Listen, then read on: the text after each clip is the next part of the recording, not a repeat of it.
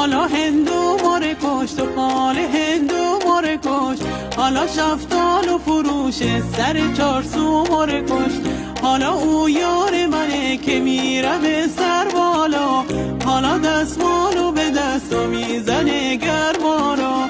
حالا ما ابر شبم سایه کنم صحرا را، حالا آفتاب نزنه شاخ گل رنارا.